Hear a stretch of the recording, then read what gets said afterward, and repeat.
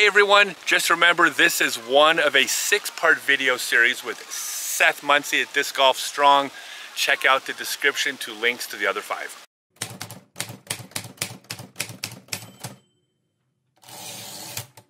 Hey everyone, I'm Scott Stokely. I'm here with Seth Munsey at Disc Golf Strong, and this is going to be about mobility and stretching, but why stretching may not be the best option. So first off, thank you. Yep. What is the difference between mobility and flexibility as we discuss these topics? Yeah, absolutely. So first, thanks again for having me on this series. It's been a blast. So when we talk about mobility, like we hear these terms like mobility and flexibility, and you know, it's not uncommon to hear everyone say, I want to be more flexible. You know, I just want to be more flexible in general, and so I should do some stretching. And what they usually mean by that is static stretching, like stretch and hold, right? The classic, like bend over, try to touch your toes to stretch your hamstring, right? So that is what we all learned. That's what I did in high school. You probably did in high school. I did in the military. Right? It's just natural, the things that we did, right? But new science, I'm not talking about new like within the last year, but just newer than when what we used to think about stretching, okay, has emerged that really shows that static stretching is really not what we should be doing if we want to become more flexible. And also, why do we need to be more flexible? And so let me hit on those real quick. And they've got other videos that would talk about this. And if you go over to the Disc Golf Strong YouTube channel, there's a video more in depth about static stretching versus dynamic stretching. But let me jump in for a second. So when you first told me that stretching wasn't going to lead to being more flexible, my honest to God thought was, I think it's time for me to leave. Yeah, I think I saw that in your face. Yeah, but then again, I came all the way to Las Vegas to work with you. You have 90 more seconds to convince me. Yeah. And it took about 45 seconds, and I was convinced. It makes perfect sense. It's a different paradigm, a different way of thinking about it. So this is cutting edge stuff. So yeah, please. All right, so I'll dive a little bit into it right now. I could talk forever on this topic, but so let's talk about static stretching and flexibility. So what I told Scott is we're gonna get you more flexible, okay, by improving your joint mobility and working on your joint stability and the strength around your joints. Okay, so we're not going to get there by static stretching. So first, let me talk about flexibility. Hit on that for a second. Is when a muscle is tight, it's tight for a reason. So we all have tight muscles. We all go, oh man, my hamstrings are super tight, or my back muscles are tight, things like that, right? Lower back tightness, right? Well, muscles are dumb. Muscles don't know how to turn on unless the brain tells it to turn on. And in the first video, we talked about, that everything is kind of governed by the brain, and we think like it moves in patterns. It doesn't just move in individual muscles. Okay, if we were to sever the nerves from the brain to the hamstring could not tighten by itself. So we go, so if a muscle is tight, if your hamstring's tight, it's got to be tight for a reason. The brain is saying, I need your hamstring to be tight. And as we talked about in the intro video about compensation, we're the best compensators. So the tight hamstring is a compensation. So true, static stretching makes your hamstring feel less tight momentarily. Something I told Scott is one thing we say is that people that stretch a lot, they need to stretch a lot. And people that are Gumby usually are not the best explosive power athletes. So we want stiffness. We don't necessarily need to be super flexible. Yeah, let me jump in here because I see the comments clicking, click. There are several, potentially one, incredibly flexible disc golfer out there that is also as explosive as they come. I don't have to name names. We all know who I'm talking about. Why is a player like Eagle flexible yet still explosive? Yeah, so he has good joint mobility, but we also work heavily on his joint stability. Because if the brain feels stable around the shoulder joint, if the brain feels that his hip joint, that Scott's hip joint is stable, then it will allow you to express that power, and it will allow you to keep the joint inside the socket better. And so you can have flexibility, right? But like say Eagle's hamstrings don't need to be tight. They can be flexible because he's got strong hip stability. He's got good stability, okay? Because there's small little muscles, let's just say the hip joint, let's just stick to the hip joint. There's small little muscles around your hip joint, and their primary job is to keep the ball in the socket and keep you from, if you were to stand on one leg or even on two legs, that you just wouldn't collapse through your hip. That's their job. The hamstring and other muscles, okay, their job is like moving. They have other jobs outside of stabilizing your hip joint. They will do it, but they're not good at it. They're not the best at it. So if the muscles around your joint are not turning on, then the brain goes, okay, I don't want the hip joint to just collapse, so hamstring, fire up, right? And so now the hamstring is turned on. And we go, okay, well, I need it, man, my hamstrings are tight. I stretch. People stretch, and maybe they feel good in the moment because it does kind of release some of the tension in the muscle momentarily, like temporarily, but they wake up the next morning or, you know, 2 days later or something, and they're like, man, my hamstrings are tight again. Why do I not get better? So we have found, and not just me, the research shows this, that the better path forward is make sure your joints are mobile enough that you can move freely through them, but then make sure they're stable enough. If they are, then we're not going to get as many compensation patterns. Your hamstring's not going to tighten up.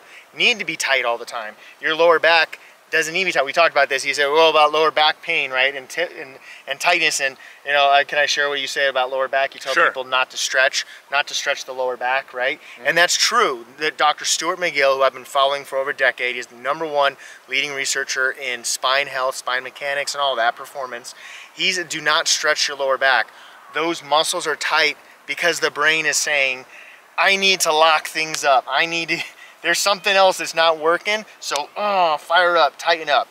Last point on this, because like I said, I could talk about this for, this would be a 2-hour video or more, right? Last point on this is that we need stiffness and stability, okay? We need stiffness and stability. So having some stiffness in the muscles, having some tension in the muscles is a good thing.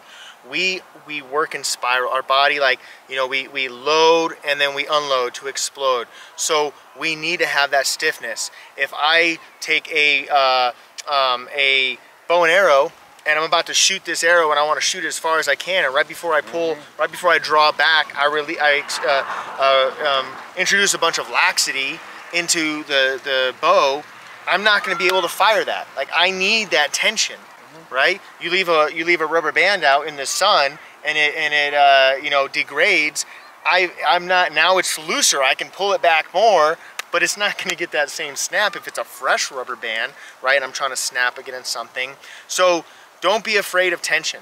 Don't be afraid of having some stiffness. 100%. Okay, right? You need that. You don't focus on flexibility. One last caveat here is if you go and you see a medical professional and they say, we need you to do this targeted static stretch, do it, right? Because I'm not anti-static stretching. It's just there needs to be a why. There needs to be a reason why we're doing it. So if I was to stretch his if I was to stretch Scott's hip flexor, I would do other things. Like I would do an exercise to strengthen his glute on the other side to kind of introduce some stability and some strength in there. I wouldn't just stretch. So we'll keep it there. So I'm not saying I'm not anti-stretch. It just needs to be for a reason, okay? And it needs to be targeted, and it shouldn't be forever. You shouldn't stretch forever. I used to be able to not touch my toes. I can touch my toes. I showed Scott earlier, I was just doing something, went down, touched my toes. I was not able to do that. I can do that, and I do not stretch. I do not stretch my hamstrings or any of that. All right. Perfect. All right, so let's now get into the mobility part of this thing, okay? So as we went through in the first video where we did the assessments, if you haven't checked that out, check out that video. And in that video, I talk more about mobility. So I'm not gonna, you know, draw it out as much in this video of the importance of mobility. This is, I'll hit on a few things because I can't not. I usually say things longer, jump and dive, and I know you probably do too, just add things to, to videos that you feel is important. But we're gonna go into mobility, and we're gonna just work through some of the exercises that I want Scott to do. So he's gonna keep doing this, and this is based off his assessment. All right, so. Yeah, let me add to that real quick. So the assessment is to me, which means that watching what I do and and going out and doing that, that is not a substitute to signing up with you, going through your course, going through all your teaching. This is very specific to what he saw in me because I was able to come here. It's a different situation, but this is not a substitute for your class. Awesome. All right, well, let's get in there. Okay, so let's make sure we're in the full frame back here. Okay, so the first thing we're going to do is we're going to work on his upper back mobility. Again, like I said in the first video, I talked about why upper back mobility is so important through the upper back joints, the thoracic spine, the T-spine we call it. So we're going to work on that. Now this exercise we're going to do, it was an assessment. You'll recognize this is one of the assessments, and this is where the assessment is also the prescription for this, okay? So this is a heel sit, T-spine, or upper back rotation. So he's gonna get in this all fours position, sit back towards his heels, sit back just a little deeper. There you go. That's gonna lock out his lower back, so he's not gonna move through his lower back as much. Not like this. And he's not rounded. So in his assessment, he was really rounded forward, and I didn't correct that because it was the assessment, okay? So any of you movement nerds, you could see that, you go, but his back that was the assessment, that's what I saw, and now we correct that through this exercise here, okay? So he's sitting back, he's gonna take one hand, and he's going, let's start with your left hand, and he's gonna reach through towards me, okay? So he's reaching through, okay? He's trying to touch my fingers here, and now I want you to big breath in through your nose, and now exhale, and he's gonna rotate open to the sky. Good, so he's trying to get his elbow and his eyes and everything rotating up towards the sky, okay? Comes back down, reach through, big inhale through the nose at the bottom, and then exhale, rotate, open up, and now straighten this arm out a little bit. There you go.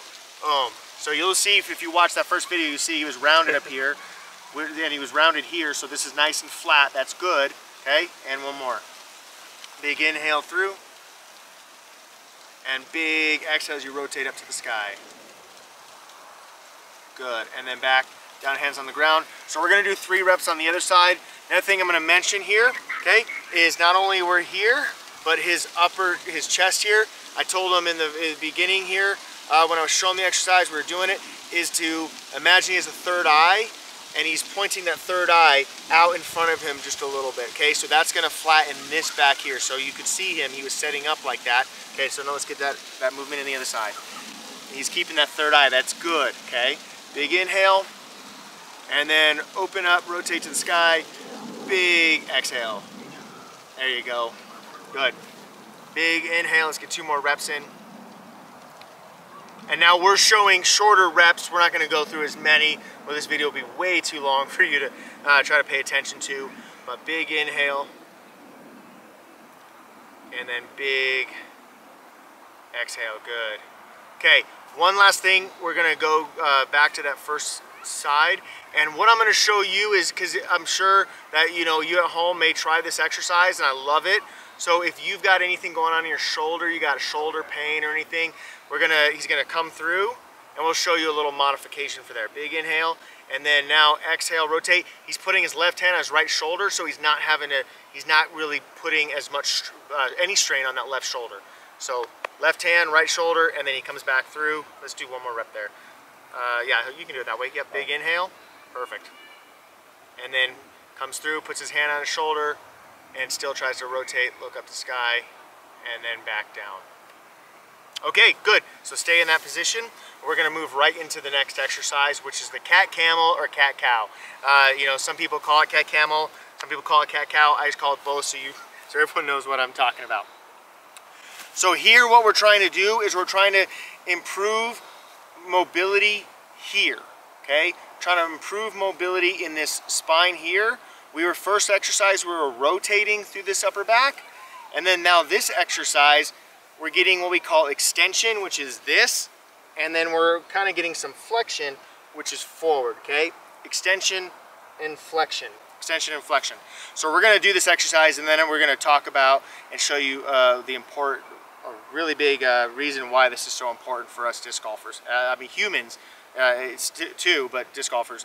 So what he's going to do, he's going to inhale as he looks up, okay? And he's kind of driving this down, getting that chest up, pointing that chest out in front of him. Big inhale, now exhale, tuck the chin, and he's drive hands into the ground, and push, make dents in the ground with your hands, and he's trying to get here to touch the clouds.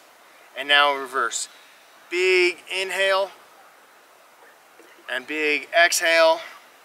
Make dents in the ground with your hands, touch the sky with here, okay? Not here, you're doing it, you're doing good. I'm showing the people on camera, is here, not here, okay? Big touch there. So he's getting flexion, and then really important is that extension the other way. Let's just go back the other way. Big inhale, get that chest up, pointing out in front. Okay, good. All right, go ahead and sit back on your heels. Okay, put your hands behind your head, both hands. Good, get your nice proud chest, there you go, everything's forward, nice flat back. Rotate to the left and to the right. Okay, boom, okay. Now slouch forward, a little less slouch. Boom, now rotate.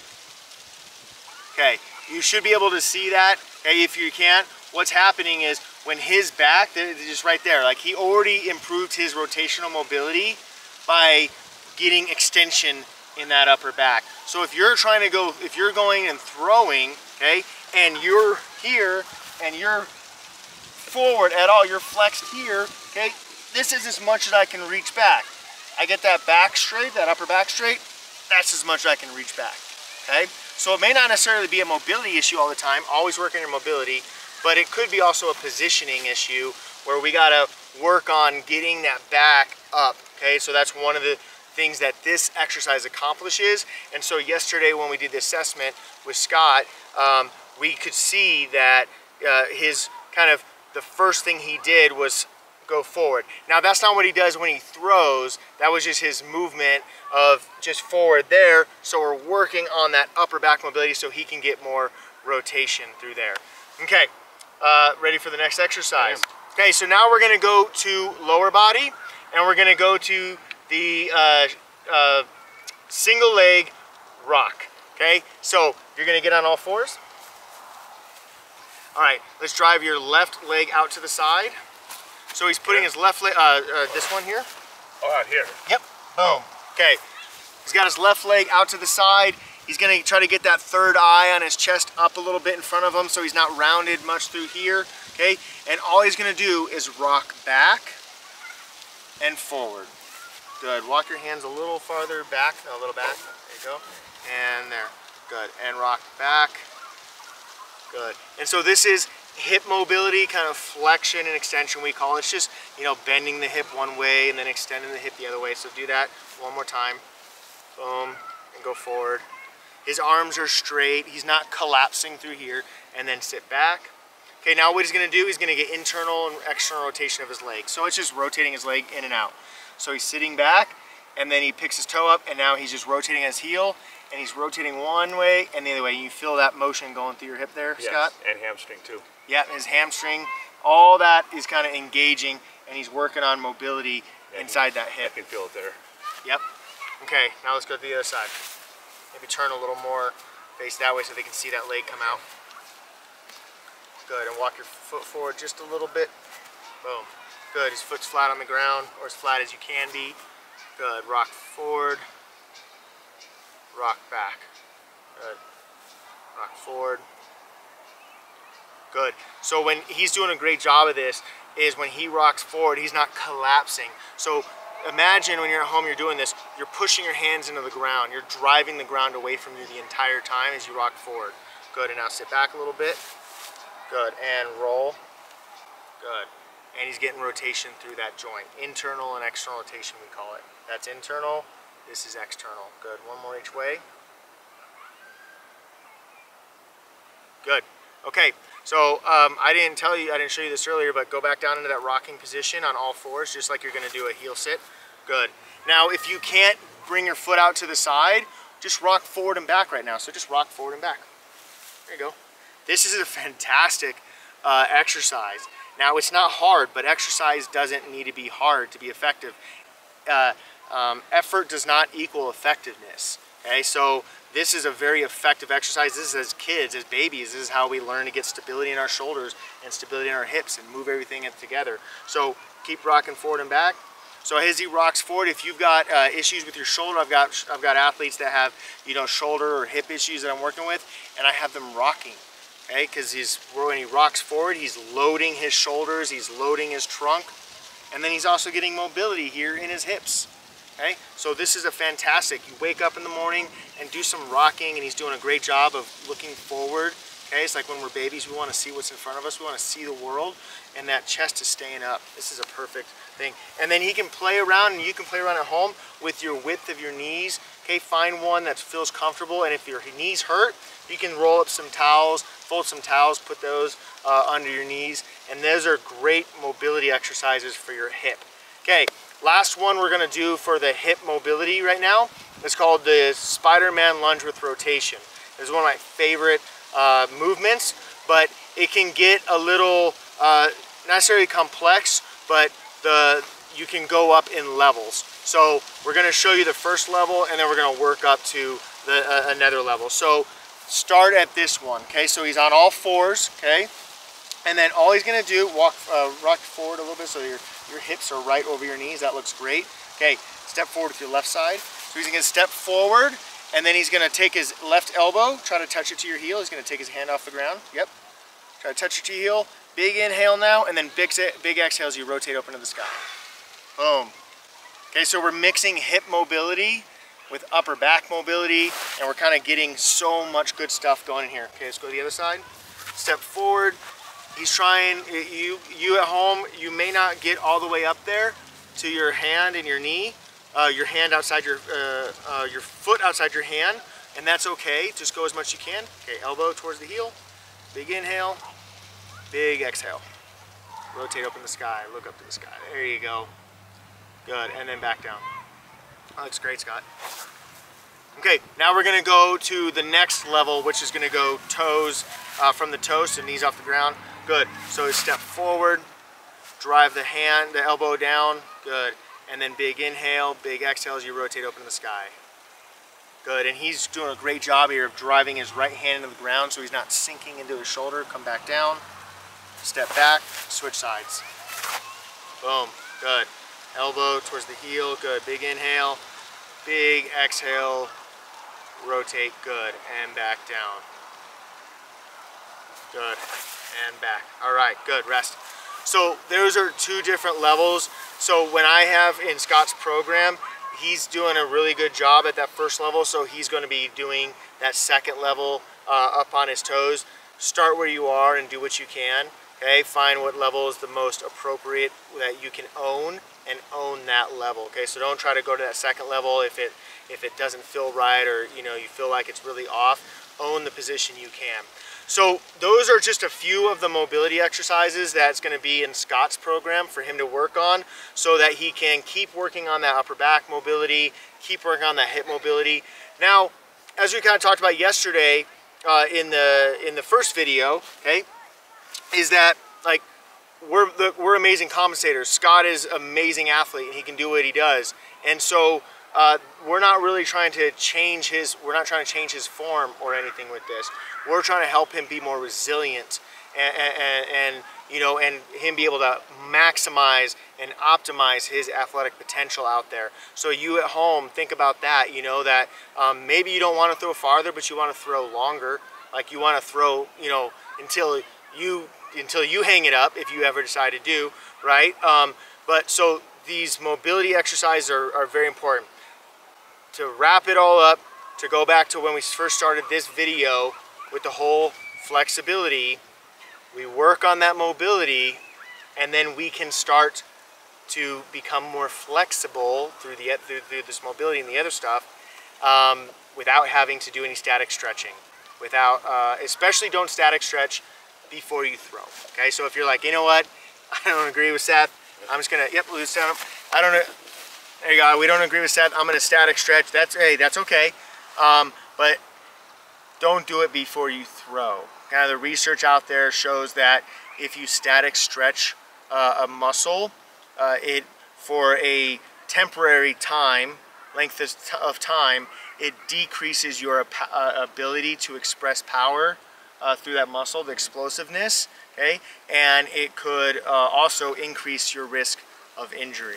All right, so we just took Scott through a bunch of exercises that really focusing on improving the mobility where it matters most. And so as you go through and you watch those, you try them, or you go and watch some of my other videos and you try those exercises, those will really help you because you need that mobility, and then we work from there. But if a joint can't, if we can't even move through the proper range of motion or an adequate range of motion, then everything else we do, we're putting up kind of like speed bumps to our success, to our performance, if we can't even get a joint to a range of motion that we need it, right? If I'm like this, okay, and I can't rotate, then I could do all the stability in the world, I could do all the strength in the world, but I could work on strength, but I still can't rotate good because I can't get my back, right? Because I spend my life like this, I spend my life like this, I spend my life like this,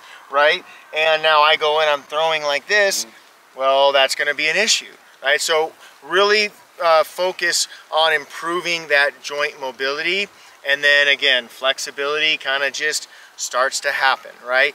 But I'll finish this, is if you have any pain, go get it assessed. I recommend go find a doctor, physical therapy, a really good sports chiropractor that can assess the joints if you have pain. Don't fight through pain on anything that I'm showing you in any of these exercises.